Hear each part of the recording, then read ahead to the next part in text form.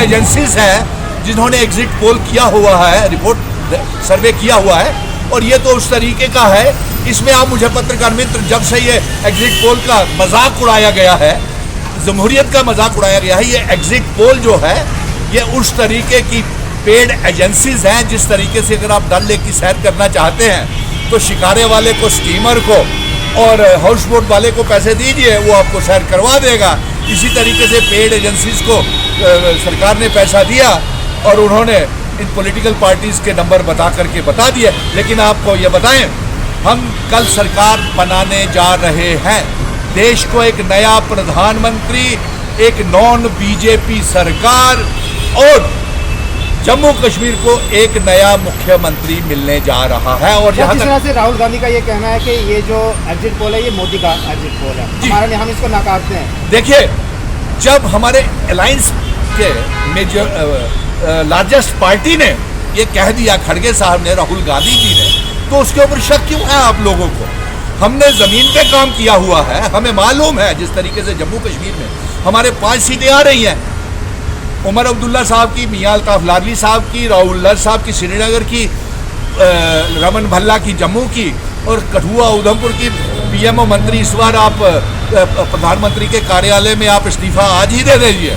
तो ये हम जीत रहे हैं, हमें पता है, हमने जिम्मेवारी के साथ, रिस्पॉन्सिबिलिटी के साथ अपनी जिम्मेवारी को निभाया है। और अपनी जो मुश्किलें हैं जम्मू कश्मीर के लोगों ने भारी टर्नओवर इसलिए किया है कि वो नाराज थे, भारी टर्नओवर वोटों का इसलिए हुआ है कि वो नाराज थे, उन्होंने 5 अगस्त 2019 के फैसले को नकारा है। साहब इसमें क्या कहेंगे, जिस तरह से चुनाव आयोग ने कह दिया कि जम्मू कश्मीर में असेंबली के चुनाव कराएंगे, और सुनने में ये भी आ रहा है, सुनकर ये भी कह रहे हैं सोर्सेज कि आप भी इलेक्शन में पार्टिसिपेट करेंगे। अरे यार पत्रकार मित्र, मुझसे कल से पीछे पड़े हुए हैं, आप मुझे बताइए कि क्या सुनील डिम्पल को कोई बैन लगा हुआ है कि वो पार्लियामेंट के चुनाव नहीं लड़ सकता या इस आने वाले असेंबली के चुनाव नहीं लड़ सकता? क्या सुनील डिम्पल के ऊपर कोई प्रतिबंध या बैन लगा हुआ है? अगर सुनील डिम्पल तमाम जम्मू कश्मीर के लोगों को, तमाम जम्मू कश्मीर की पार्टीज को इकट्ठा करके उनके पार्लियामेंट के में उनको जिता सकता है और कश्मीर के लोगों का, चिनाब वैली, पीर पंजाल, हिंदू, मुस्लिम, सिख, ईसाई, गुज्जर, बकरवाल, चिनाब वैली पहाड़ियों को इकट्ठा कर सकता है, तो जम्मू कश्मीर के बेटे को क्या ये हक नहीं है कि वो असेंबली के चुनाव अगर लड़ना चाहे तो लड़े?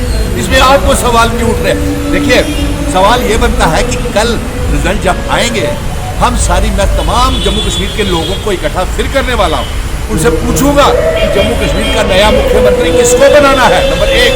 नंबर 2, मैं जम्मू कश्मीर की तमाम सियासी पार्टियों को फिर से बिठाऊंगा, कांग्रेस, नेशनल कॉन्फ्रेंस, फारूक अब्दुल्ला, कांग्रेस के नेता, कश्मीर के नेताओं को फिर बिठाऊंगा और आगे की रणनीति असेंबली के चुनावों के लिए करेंगे। एक असेंबली के चुनावों के लिए हम सोच विचार करेंगे कि कैसे हम ये चाहते हैं कि रियासत का दर्जा हमें चुनावों से पहले मिलना चाहिए। नंबर 2, जो इल्हाक की शर्तें, जो विरासत हमें हमारे बुजुर्ग जिन शर्तों के ऊपर इल्हाक सेशन करके गए थे, वो रियासत हमको शर्तों वाली मिलनी चाहिए। नंबर 3, हम स्टेट सब्जेक्ट ज़मीनों की और नौकरियों के ऊपर और सिर्फ परमानेंट रेजिडेंट एड्रेस जिनके पास स्टेट सब्जेक्ट होगा उन्हीं को ज़मीनें और नौकरियाँ मिलेंगी। कल अगर सेंटर में इंडिया ब्लॉक मेजोरिटी में आ जाता है, पीएम फेस कौन होगा? अरे यार, पहले ये पूछिए कि भारतीय जनता पार्टी के पास प्रधानमंत्री का मोदी के सिवाय कौन चेहरा है? क्योंकि देश के लोग तो मोदी जी को नकार रहे हैं। और उसी तरह मैं भारतीय जनता पार्टी को ये पूछता हूँ कि जम्मू कश्मीर के लिए उनका मुख्यमंत्री का चेहरा कौन सा है? सीएम कैंडिडेट जम्मू कश्मीर के लिए मुख्यमंत्री का भारतीय जनता पार्टी बताए कौन है? क्योंकि 3 कैंडिडेट आप कश्मीर में पहले ही हार गए, 28 सीटों के ऊपर आप असेंबली के चुनाव लड़ रहे हैं। और इसके साथ साथ आप ये बताएं कि आप जम्मू कश्मीर में किसके साथ अलायंस करने जा रहे हैं, बताएं? क्योंकि वो तो पार्लियामेंट के चुनाव हार जाएंगे, उनको तो आपने मिलकर के हरा दिया। तो सवाल ये बनते हैं, हाँ, 4 जून के बाद मैं लोगों को बताऊंगा तमाम पॉलिटिकल पार्टीज को रियासत कैसे लाई जाए, चुनावों में कौन सी पार्टी का मुख्यमंत्री, किसका मुख्यमंत्री, वो हम बनाएंगे। वो सोच विचार करके लोगों से पूछ करके बनाया जाएगा। और फिर आप पत्रकार मित्र, ना जाने क्यों ये नया सवाल आप खड़ा कर दिया कि आप असेंबली के चुनाव लड़ रहे हैं, तो मैं उसके अवज में ये कहता हूँ, मुझ पर कोई बैन नहीं लगा हुआ है चुनाव लड़ने से, ना ही कोई रोक है मेरे ऊपर।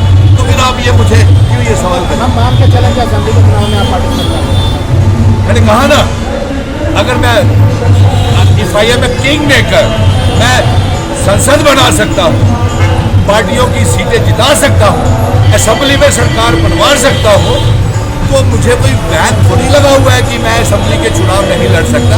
देखेंगे, आवाम से पूछेंगे किसको मुख्यमंत्री बनाना है, किसको कैबिनेट मंत्री बनाना है, किसकी सरकार बनानी है। सोच आपसे भी पूछेंगे, पत्रकारों से भी पूछेंगे।